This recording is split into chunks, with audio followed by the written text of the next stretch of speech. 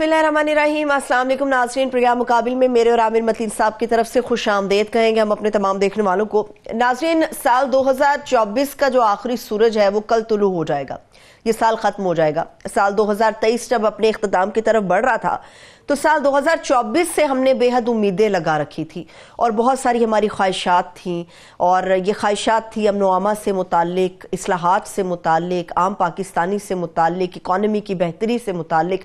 ये सारी उम्मीदें और जो ख्वाहिशात थीं, कह सकते हैं चलिए कि शायद किसी सतह पर इनकी दुरुस्तगी, इनकी बेहतरी के लिए कोई काविशें की गई होंगी, मगर असरात ये साल गुजर गया है और ये असरात हमें कहीं किसी सतह पर नज़र नहीं आ रहे। हमने इस साल जो सहाफ़त को पाया, हमने इस साल जो अदालती मामलात को पाया, हमने इस साल जो सियासत के ऐवानों के अंदर तक जाकर देखा, ये साल 2024 पूरे पाकिस्तान के लिए, काम पाकिस्तानी के लिए कैसा रहा। आज के प्रोग्राम मुकाबिल के अंदर हम बहुत सारे अहम इवेंट्स के ऊपर तफसील से बात करने जा रहे हैं। आमिर साहब, सबसे पहले तो जैसे मैंने इस साल की बात की, कल आखिरी सूरज इसका तुलू हो जाएगा, साल ख़त्म हो जाएगा, 2025 में हम दाखिल हो जाएंगे। इस साल के जाते जाते जो एक निहायत ही, आप कह दीजिए कि एक ऐसा इवेंट है जिसकी समझ नहीं आ रही उसको कंट्रोल कैसे करना है, उसके अंदर जो पेचीदगियाँ बढ़ती चली जा रही हैं, कहीं पर उसके हवाले से हमें नज़र नहीं आ रहा कोई शायद कोई दुरुस्तगी हो जाए, कोई अमन हो जाए, वो है कुर्रम का मामला। जाते जाते अब वो कुर्रम का मामला समझ नहीं आ रहा, ये हल होगा, ये 2025 में भी जाएगा? ये जी, ये 2025 में बिल्कुल जाएगा। और कुर्रम का जो सानिया है ये सब पाकिस्तान के हालात की अक्कासी कर रहा है कि आपके सामने एक बहुत बड़ा एक इंसानी ट्रेजेडी हो रही है। ये 2 माह से जारी है और वैसे ये मामला कई दहाइयों से जारी है। हर 2-4 महीने बाद यहाँ पे कत्लो गारत हो जाती है और उसका कोई हल नहीं निकल पा रहा। कोई उसकी मुसीबत वहाँ पे गम लोगों का कम नहीं हो रहा। और जो है लाशें देखें, 200 से लेके 300 तक लोग कह रहे हैं वहाँ पे मर चुके हैं। उसके बाद जो है कोई बच्चे बताया जाता है 50 से 100 जो है वो जाँ बहक हो चुके हुए हैं। उसके बाद दवाइयाँ नहीं हैं, एक क्राइसिस है, वहाँ पे खाना नहीं पहुँच रहा। लोग अफ़गानिस्तान के रास्ते से पाकिस्तान में आते हैं और जाते हैं और वो वहाँ भी उनको पकड़ा जाता है। तो एक बहुत बड़ा सानिया है और उसका एक बेहिस्सी है कि बातचीत चल रही है और हर दूसरे तीसरे दिन खबर आती है कि ये एक ग्रैंड जिरगा हो गया है और उसके दस्तखत हो गए हैं और मामला अब निपट गया है। ये 2 माह से सुन रहे हैं, अभी भी यही, आज की भी यही खबर है कि मामला निपट गया है, ये फलाने लोग मान गए हैं, कुछ के साइन रह गए हैं, कुछ का नहीं है, वो भी चल गया है। मैं कराची वीकेंड के ऊपर था, पूरा कराची बहुत बड़ा शहर है और कराची की जो मेन शाहरा फैसल वो एयरपोर्ट से आती है, वो 3 दिन से बंद थी। उस सड़क के बंद होने से पूरा शहर बंद हो जाता है। बिल्कुल जो है वो, मैं जहां मुझे पहुंचना था, मैं जुमे के रोज गया हूं, 3 घंटे में मैं वहाँ पे पता नहीं किन किन रास्तों से, वो कराची के वो हिस्से मैंने देखे ही नहीं थे, वो देख के मैं पहुँचा। और पूरा जब एयरपोर्ट बंद हो जाए तो इसका मतलब है आमदोरफ्त बंद है और वो मेन उनकी इशारा है। तो अभी भी जो है वहाँ पे आज वो खोल तो दी गई है, मगर कोई 9-10 मुकाम पे अभी भी धरना जारी है।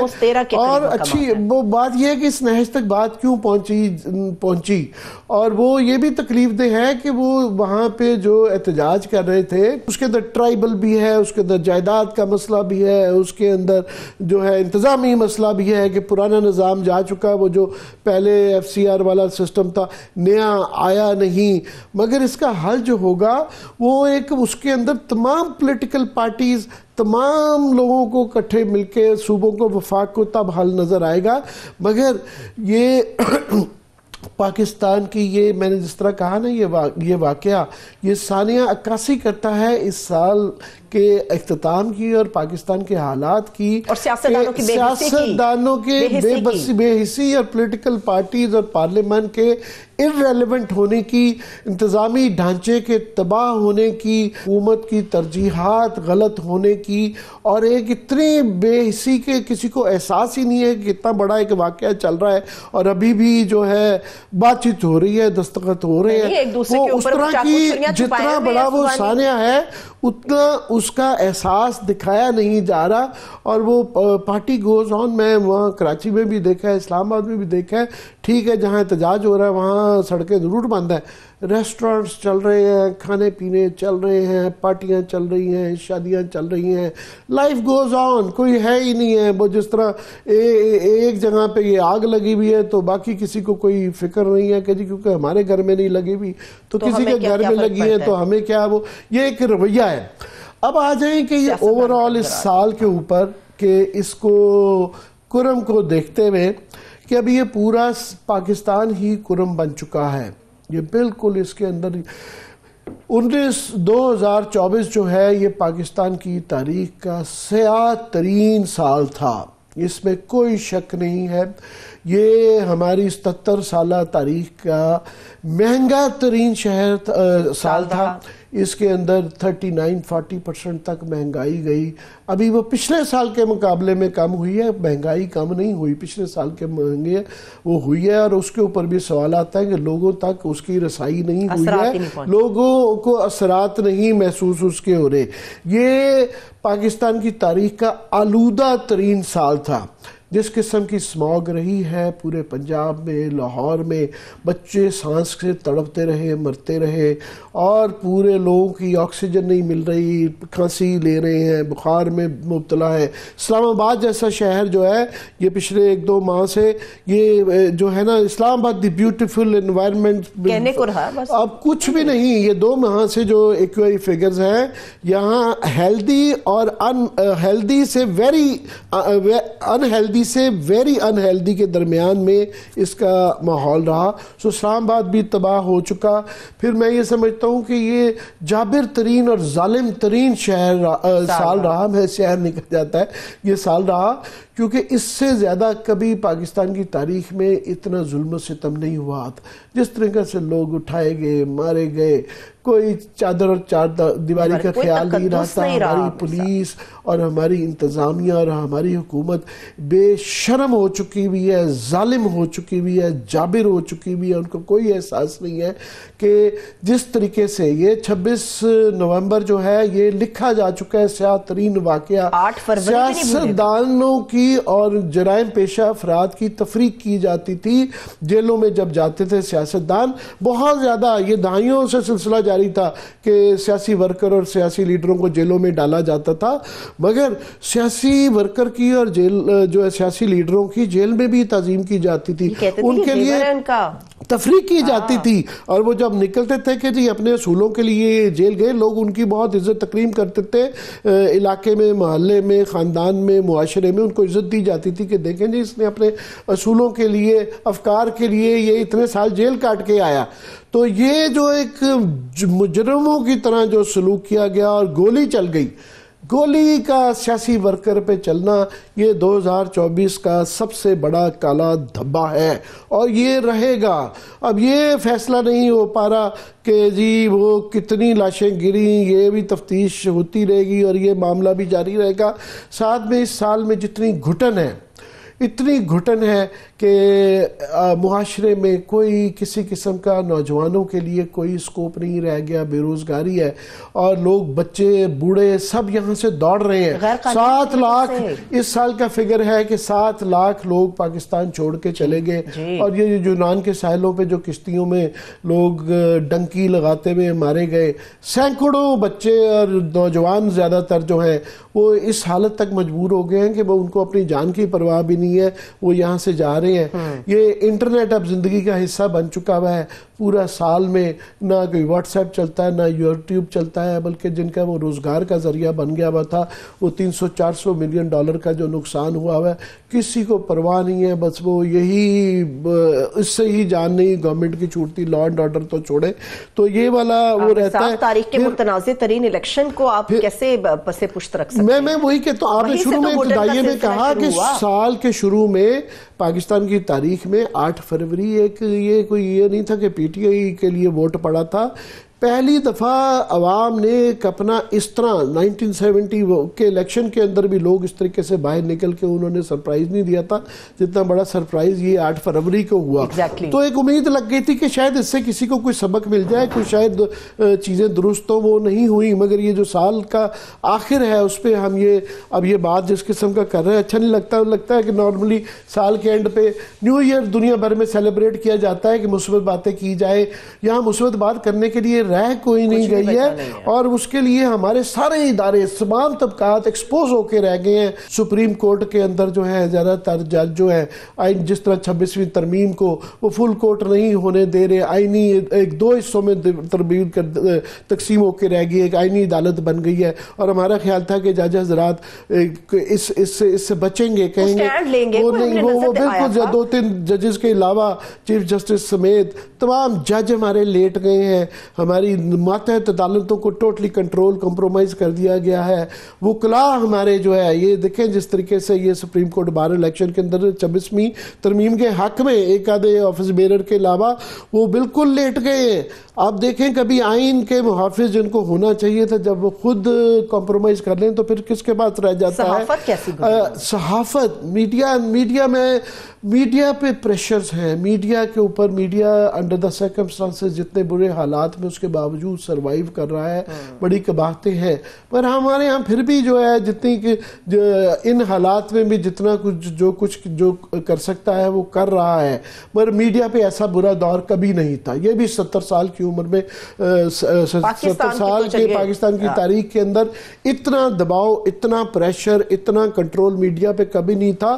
یہ ضیاء الحق کے دور میں, مشرف کے دور میں بھی اس طریقہ کا ظلم و ستم نہیں تھا, ایوب خان کے دور میں بھی نہیں تھا جس قسم کا اس وقت جو ہے نا یہ کنٹرول کیا جا رہا ہے. میں اگلا سوال سیاست پہ کرنے جا رہی ہوں, مگر اس سے پہلے میں چاہوں گی سیاست کے میدان کے حوالے سے ایک سیاستدان کی بھی رائے ہمارے ساتھ ہونی چاہیے.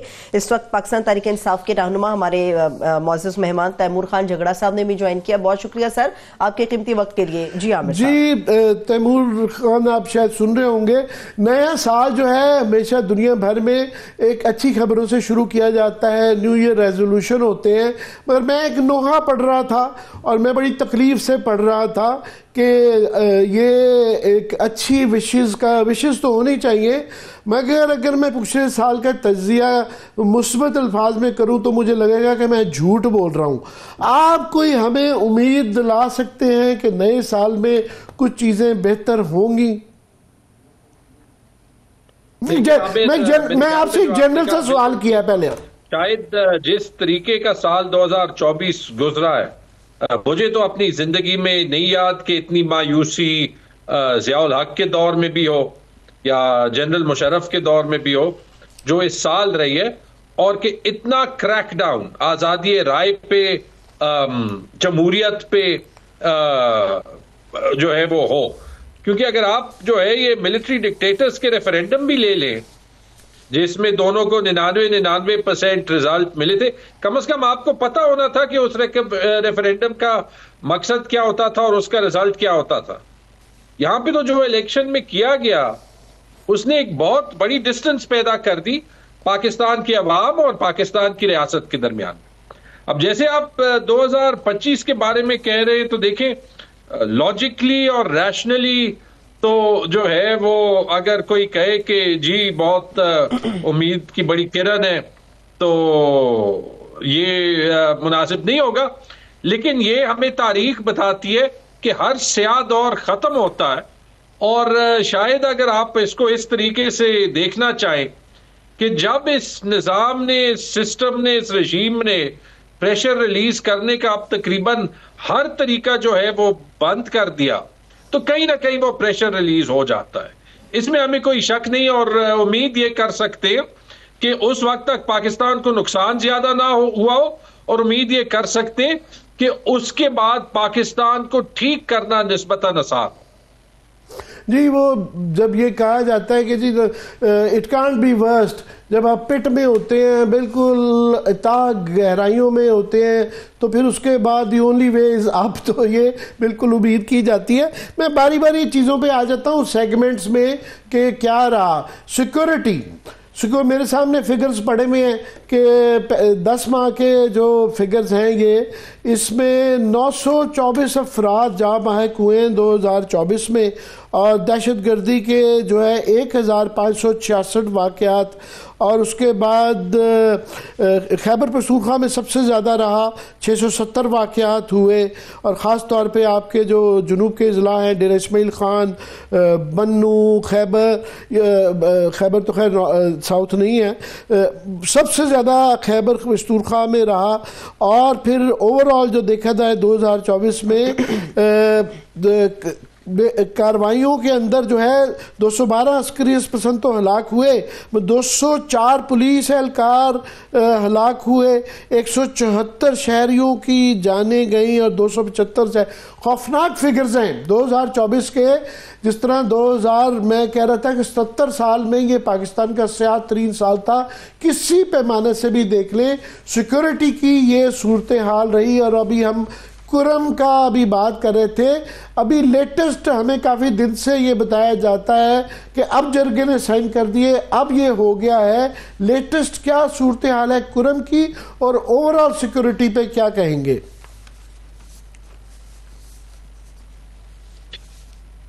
عامر آپ میرے سے پوچھ رہے ہیں کرم کا؟ جی کرم، اینڈ دین اوور آل کہ سیکورٹی کا جو اتنا برا ہے، اس کے کیا وجوہات کیا ہیں، کیوں اتنا زیادہ سیاہ ترین سیکورٹی وائز یہ سال رہا؟ دیکھیں، اگر آپ ایک چیز نوٹ کریں تو جب آپ کو ایک انٹرنل سیکورٹی کی جنگ لڑنی ہو تو آپ کو 2-3 چیزیں ضرور چاہیے۔ سب سے پہلی چیز یہ کہ آپ کو انٹرنلی یونانیمٹی آف ویو چاہیے، مطلب ساری قوم جو ہے وہ آپ کی فورسز کے پیچھے جو ہے وہ کھڑی ہو۔ ان کا کنٹروورشل ہونا آپ کو نہیں چاہیے، جو مثال کے طور پہ جب کنٹروورشل الیکشن ہو جاتے ہیں اور جب آپ کے سامنے ایک پرائمری فوکس ہو ایسے حالات کا جو آج ہے، تو پھر وہ جیتنا آسان نہیں ہوتا، پہلی بات۔ دوسری بات، ان کا فوکس بھی، اور یہ تو میں نے کبھی تاریخ میں نہیں دیکھا، ان کا فوکس بھی، پولیس کا فوکس بھی آپ کو لا اینڈ آرڈر پہ، نیشنل سیکیورٹی پہ، کرائم پہ دکھائی دینا چاہیے 100%۔ اس کی بجائے وہ آپ کو دکھائی دیتا ہے جیسے کہ ٹیررسٹ ہونا بہت چھوٹی چیز ہے، لیکن ٹیررسٹ ہونے سے ایک بڑا گناہ ہے، اور وہ ہے پی ٹی آئی کا ممبر یا پی ٹی آئی کا سپورٹر ہونا، جس کے لیے ملک کا ہر قانون توڑا جا سکتا۔ تو obviously اگر وہ فوکس بھی نہ ہو تو اس کا بھی ایک امپیکٹ پڑتا ہے اس پہ۔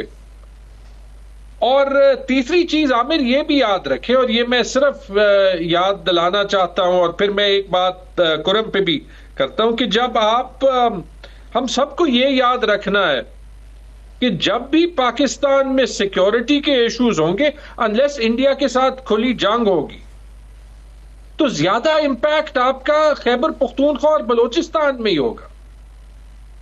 تو وہاں پہ انویسٹمنٹ، وہاں پہ جو ناراض ایلیمنٹس ہیں ان کو اپنے سینے سے قریب لگانا، ان کو زیادہ دور نہ کرنا، وہاں پہ جو احساس محرومیت ہے اس کو کم کرنا، زیادہ نہ کرنا، اس کا بہت بڑا امپیکٹ ہے۔ اور آپ ان تینوں فیکٹرز پہ دیکھ لیں، ہم غلط جاتے ہیں۔ جہاں تک آپ کرم کی بات کر رہے ہیں، دیکھیں اگر آپ تاریخی طور پہ دیکھیں تو یہ بہت ایک پرانا مسئلہ ہے، لیکن اس میں کوئی شک نہیں کہ یہ ہماری ایک فیلئر آف اسٹیٹ ہے، اور اس میں صوبائی گورنمنٹ ہو یا وفاقی گورنمنٹ ہو، دونوں پہ سوال جو ہے وہ اٹھ سکتے ہیں نا۔ لیکن میں تو ہر کسی کو کہتا ہوں کہ فی الحال جب اتنا بڑا پولیٹیکل کرائسس ہے تو گورننس تو ایک بہت بڑی بیک سیٹ لے چکا ہے، کیونکہ آپ نے پاکستان کو ایک پولیس سٹیٹ بنا دیا۔ اور جبکہ آپ یہ سوچیں کہ ایک ایسا ایشو جو ہے وہ سول انتظامیہ ہی نارمل ٹائمز میں سالو کر سکتی ہے، تو یہ سول انتظامیہ خیبر پختونخوا میں بھی وہ ہے جو وفاق نے صرف اس لیے رکھی ہے کہ الیکشن میں یہ وہ 2 لوگ تھے، آئی جی خیبر پختونخوا گنڈا پور اور چیف سیکرٹری خیبر پختونخوا ندیم چودھری کی میں بات کر رہا ہوں، جن کو یہ مشن دیا گیا تھا کہ پی ٹی آئی کو توڑنا ہے اور پی ٹی آئی کو الیکشن ہروانا ہے، اور باقی صوبے میں نہیں، پشاور میں تو وہ کامیاب ہو گئے تھے اور چند اور سیٹوں پہ. تو اب مجھے یہ بتا دیں کہ ایک صوبے کی گورننس کیسے چل سکتی ہے جب آپ کی وفاق بھی جو ہے وہ آئی بال ٹو آئی بال وفاقی حکومت صوبے کے اگینسٹ جو ہے وہ کھڑی ہوتی ہے، اور جب جو ہے وہ صوبے کی ایڈمنسٹریشن آپ نے دو ایسے لوگوں کو جو ہے وہ رکھی ہوتی ہے جس پہ صوبے کے چیف منسٹر یا حکومت کا کوئی کانفیڈنس ہی نہ ہو. تو کیا اس طریقے سے ہم اتنے سیریس معاملات جو ہے وہ سالو کریں گے؟ چلیں میں کہتا ہوں میری اور آپ کی رائے کاؤنٹ ہی نہیں کرتی.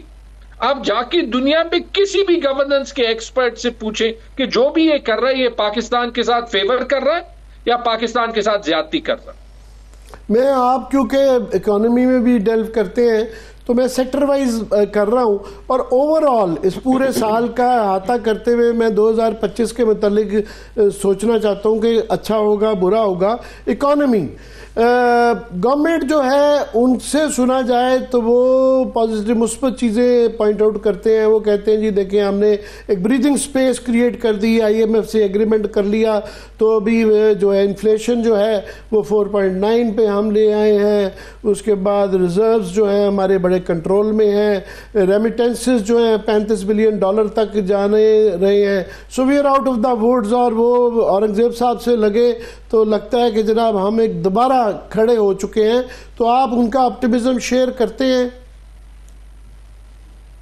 عامر یہ فگرز تو ٹھیک ہے، دیکھیں آئی ایم ایف کی ایک ڈیل ہو گئی، اور آئی ایم ایف کے کہنے پہ دو تین چیزیں ہوئی ہیں. انہوں نے شارٹ ٹرم میں ان کو لگتا ہے کہ اکانومی کو سٹیبلائز کیا، لیکن حقیقت بہت فرق ہے. اور آپ دوبارہ سے 2-3 ڈائمینشنز پہ یہ دیکھ لیں، کوئی نہیں جو ہے وہ اس سے ڈس ایگری میرے خیال میں کرے گا. میں چیلنج کرتا ہوں.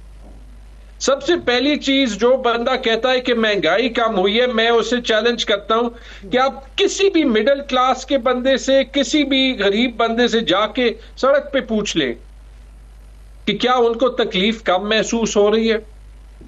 کیونکہ 2 سال کے اندر آپ نے جو ہے وہ مہنگائی کا طوفان آپ لائے ہیں. وہ تقریباً 60-70% انفلیشن 2 سال میں ہوئی ہے، اور 100% تقریباً پچھلے 2.5 سال میں ہوئی ہے، جس نے ہر بندے کی آمدنی کی ویلیو جو ہے وہ آدھی رکھ دی. اس کو تو کئی سال لگیں گے نا. جو پیٹرول میں 150 روپے میں صرف 2 سال پہلے لیتا تھا، وہ ابھی جب 300 سے 280 پہ آتا ہے یا 270 پہ آتا ہے، مجھے کہتے ہیں کہ خوشی مناؤ. میری تنخواہ تو نہیں ڈبل ہوئی نا 2 سال میں. پہلی بات یہ، اگر آپ عام شہری کے جو ہے وہ پوائنٹ آف ویو سے دیکھیں تو وہ یہ 4% مہنگائی پہ ہنسے گا. دوسری بات یہ، آپ یہ دیکھ لیں کہ کیا ملک میں دنیا کا کانفیڈنس ہے؟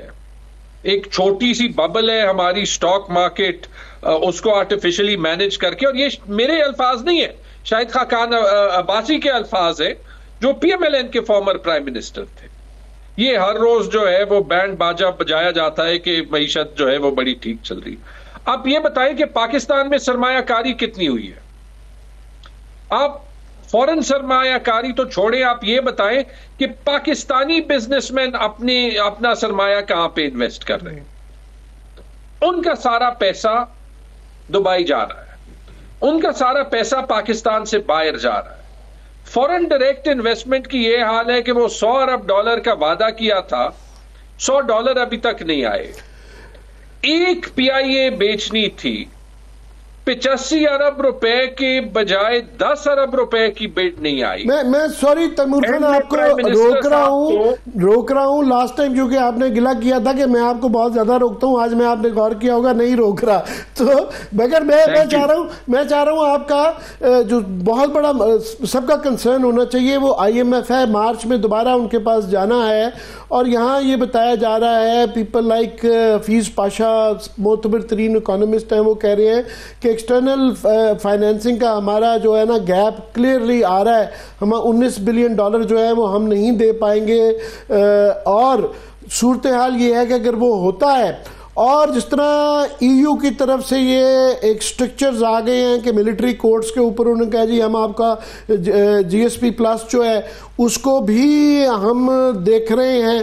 اور پھر امریکہ کے ساتھ بھی جو ٹرمپ کے بعد کوئی وہ اگر کوئی اس میں ہمیں آؤٹ آف دا وے جا کے انہوں نے بیل آؤٹ نہ کیا تو یہ IMF کی تلوار ہمارے اوپر لٹک رہی ہے. کتنا سیریس ہے یہ معاملہ؟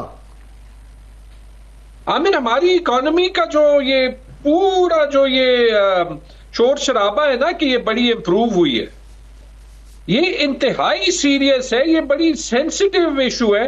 ایک ایکشن IMF کا یہاں سے وہاں ہوگا، آپ کا سارا اکنامک ٹرن اراؤنڈ جو ہے وہ واپس چلا جائے گا. جیسے میں نے آپ کو کہہ رہا تھا، سرمایہ تو $1 نہیں آیا نا. ان دی اینڈ پرائم منسٹر کو وہاں جا کے کھڑا ہونا، البیک چکن کی انویسٹمنٹ کے MOU پہ دکان بھی نہیں کھولی. چلے کوئی فرائیڈ چکن کی دکان کھولتے، وہاں پہ شہباز شریف چکن کھاتا تو کہتے کہ کوئی نئی سرمایہ کاری آئی. MOU پہ پرائم منسٹر جا رہے ایک فرائیڈ چکن کی دکان پہ.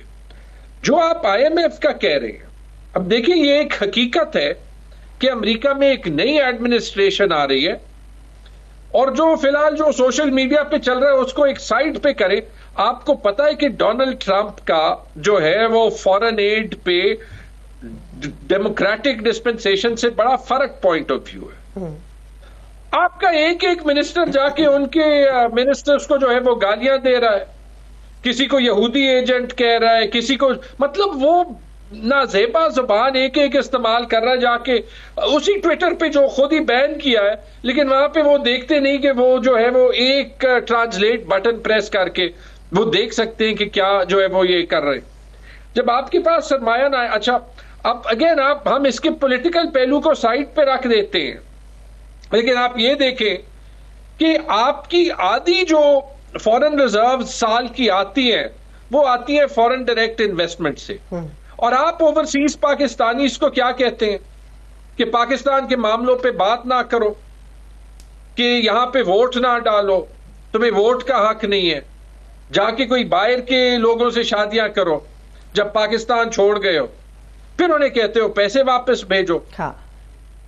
مجھے سمجھ نہیں آتی کہ اس رژیم کی ایکچول جو ہے وہ تھنکنگ کیا ہے، ان کی ویلیوز کیا ہے. اب آپ اس میں سوچیں، کس نے ان کو کہا تھا کہ آپ ملٹری ٹرائل کریں؟ لوگوں کو ڈرانا ہے. میں ذرا ملٹری ٹرائل پہ آتا ہوں. تیمور خان، میں IMF پہ واپس جانا چاہتا ہوں.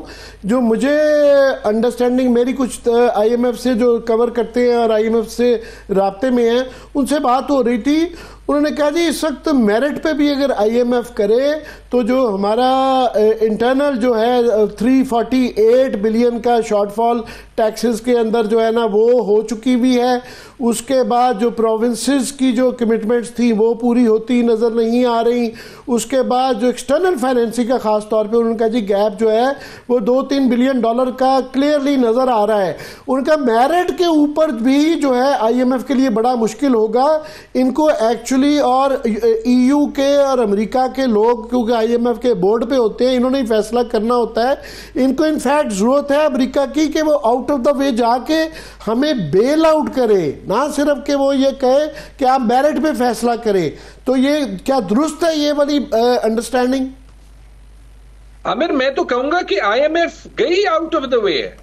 میرٹ پہ شاید پاکستان کی حکومت کبھی نہیں جو ہے وہ بنتی تھی، یہ والی حکومت، کیونکہ وہ تو بار بار ان کو جھوٹ کہتے رہے ہیں نا. جب میرا بھی جب وہ خط کی کنٹروورسی ہوئی تھی جو میں نے مفتاح اسماعیل کو لکھا تھا، تو مجھے کیا کہا جا رہا تھا؟ مجھے کہا جا رہا تھا کہ یار ہم تمہیں سرپلس چھوڑنے کا تو نہیں کہہ رہے نا، سائن کرنے کا کہہ رہے.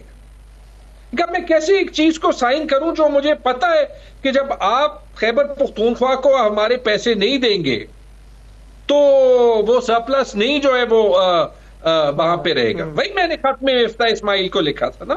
ٹھیک ہے، اب آپ یہ دیکھ لیں کہ جو سب سے بڑی اپرچونٹی پاکستان نے مس کی ہے نا، وہ یہ ہے کہ یہ جو 2-2.5 سال تھے یہ صرف انفلیشن کم کرنے کے نہیں تھے، یہ پاکستان کا معاشی اور اقتصادی سسٹم ٹھیک کرنے کے تھے. کیا آپ کو وہ نظر آ رہا ہے جب پنجاب کے M P As, M N As, chief minister کی تنخواہیں 10-10 گنا بڑھتی ہیں. کیا آپ کو وہ نظر آتا ہے جب ڈی ایم جی بیوروکریٹس پہلے اپنے آپ کو 150% کی بیسک پے کی انکریز دیتے ہیں، اپنی بیسک پے سکیلز بڑھاتے ہیں، پھر ہر سال اپنے آپ کو 35% پے انکریز دیتے ہیں، اور پھر اس کے بعد ابھی ایک اور کمیشن بٹھاتے ہیں کہ اور اپنی الاؤنسز کیسے زیادہ کر سکتے ہیں. جب parliament house, president house, prime minister house کے اخراجات بڑھ رہے ہوتے ہیں، جب بات ہوتی ہے کہ ہم حکومت کا سائز کم کریں گے اور 10 مہینے ہوئے ہوتے ہیں اور 1 روپے کو چھوڑے 20% اخراجات اوور آل زیادہ ہوئے ہوتے ہیں، تو آئی ایم ایف کو یہ سب نظر نہیں آئے گا. انہوں نے تو کیا ہے تھرو آؤٹ کہ جو آئی ایم ایف کی شرائط مانی بھی ہیں کیونکہ ان کا کوئی اپنا پلان نہیں تھا، تو وہ شرائط جو پوری ہو ہی نہیں سکتی وہ صرف مانیے کہ کل کی کل دیکھی جائے گی، منوا لیں گے. میں تھوڑا سا پالیٹکس پہ لے کے آ رہا ہوں آپ کو کہ یہ جو تمام سیکورٹی کا کرائسس ہے اور اکنامک کرائسس ہے، الٹیمیٹلی اس کا حل یہی ہے کہ اگر سارے لوگ ٹیبل پہ بیٹھیں اور شور بچار کریں اور اس کے لیے وہ ماحول بنے، پولیٹیکل سٹیبلٹی آئے، اور پولیٹیکل سٹیبلٹی کے لیے بڑا ضروری ہے کہ کوئی سلوشن نکلے. یہ جو بات چیت کا ہمیں بتایا جاتا ہے، تو کیا فائنلی آپ کی گٹ فیلنگ، میں آپ کو as a P T I politician نہیں پوچھ رہا، مگر آپ کی گٹ فیلنگ کیا ہے کہ اس میں سے کچھ نکل آئے گا، کہ کوئی نتیجہ نکل آئے گا، کہ یہ بھی ایک ٹرک کی بتی ہے؟ عامر میں یہ کہہ سکتا ہوں کہ آئی ہوپ کہ نکل آئے، کیونکہ پاکستان یہ اتنی زیادہ پولرائزیشن افورڈ نہیں کر سکتا، کیونکہ اسٹیٹ کے پاس، ریاست کے پاس مجھے صرف ایک ہی طریقہ ہے. تیمور خان وہ امید والی بات نہیں کر رہا، جو نہیں میں آپ کو بتا رہا ہوں کیسی ہو سکتی ہیں یا ہونی چاہیے، نہیں کیسی ہیں. میں پہلے صرف یہ کوالیفائی کر کے کہنا چاہ رہا ہوں کہ شاید اگر کوئی سنے اور اس کے ذہن میں کوئی تھوڑی بہت عقل کی بات آئے، کیونکہ جو آپ کہنا چاہ رہے ہیں کہ لاجکلی تو لگتا ہے کہ اس میں ٹائم لگے گا، کیونکہ مجھے لگتا ہے کہ ریاست اور حکومت ابھی بھی یہ سوچ رہی ہے کہ ہم نے صرف ان کو دبانا ہے اور سب کچھ ٹھیک ہو جائے. ہاؤ مچ ٹائم آپ کے خیال میں کتنا آپ یہ ہفتے دے رہے ہیں، مہینے دے رہے ہیں، سال دے رہے ہیں، کیا؟ اللہ نہ کرے کہ 1000 دن ہو، اللہ کرے کہ یہ سارا معاملہ 2025 میں سالو جو ہے وہ ہو جائے. لیکن اس میں عامر چلے آپ نے کہا کہ یہ کیسے سالو ہوگا، میں 1000 کا یہ بریک کے لیے کہہ رہی ہے، میں 1000 کا اس لیے کہہ رہا ہوں کہ یہ میرے سامنے پڑا ہوا ہے. احسن اقبال صاحب نے جو ہے نا 2029 کا پروگرام دے دیا، اور یہ ایک ساتھ میں اعلان کر دیا ہے کہ جناب ہم جو ہے وہ $60 بلین کی جو ہے نا 2029 تک جو ہے نا ایکسپورٹس کر دیں گے، اور 2035 تک کا انہوں نے ایجنڈا دے دیا ہے کہ ہم $1000 ارب کی معیشت جو ہے نا وہ کر دیں گے. اور جب یہ پچھلی دفعہ پچھلی حکومت میں پلاننگ کے بنے تھے منسٹر، تو ندیم الحق نے ایک بنایا تھا فریم ورک، انہوں نے کوڑے کے ڈبے میں پھینک دیا، پھر انہوں نے اس وقت 25 سالہ منصوبہ دیا، تو وہ اس کے بعد آپ کی گورنمنٹ نے ظاہر ہے اس کو اسد عمر نے کوڑے کے ڈبے میں پھینک دیا. اب انہوں نے اپنے کوڑے کے ڈبے میں سے دوبارہ اپنا پرانا نکال کے وہ ایک مانگ رہے ہیں 2035 کا مینڈیٹ کہ ہمیں دے تو ہم ٹھیک کر دیں گے. یہ بریک کے بعد اس کا جواب لیں گے، یہ مجھے کہہ رہی ہے بریک کے بعد اس کا جواب لیں گے. لیکن عامر صاحب آپ نے احسن اقبال صاحب کی تو بات کر دی، لیکن میں یہ بھی بتا دوں کہ کپتان نے بھی جیل سے کہا ہے کہ تبدیلی کا سال 2025 ہی ہے. بریک سے واپس آ کے ذرا اس کے اوپر جھگڑا صاحب کے پوائنٹ آف لیں گے. Stay with us.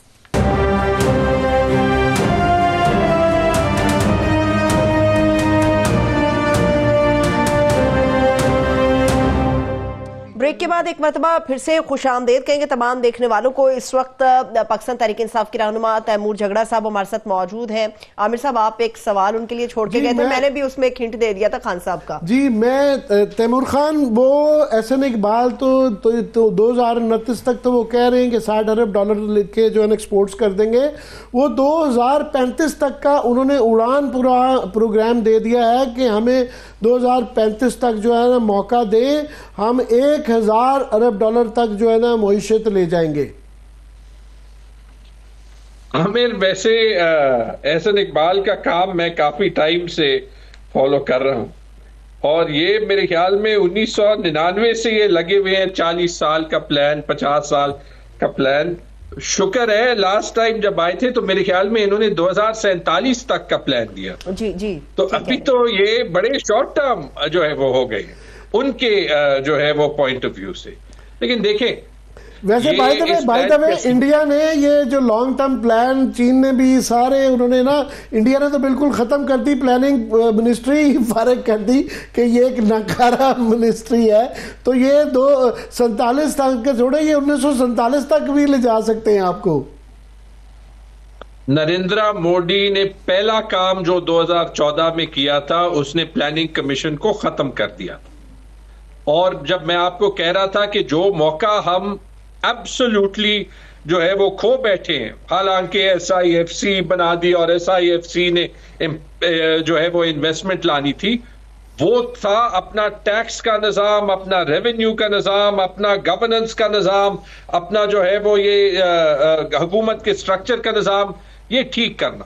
اور اس میں اگر آپ میرے سے ایک چیز پوچھیں، having served as 5 years finance minister of province, جس میں وفاق سے بھی بہت زیادہ واسطہ پڑا، وہ یہ کہ آپ کو یہ پلاننگ فنکشن کی کوئی ضرورت نہیں ہے. ایک فائنانس کا فنکشن ہونا چاہیے، کوئی خاص پلاننگ آپ کو 5 سال سے زیادہ نہیں چاہیے، کیونکہ جو ہمارے مسئلے ہیں ان کو ہمیں آج سالو کرنا ہے.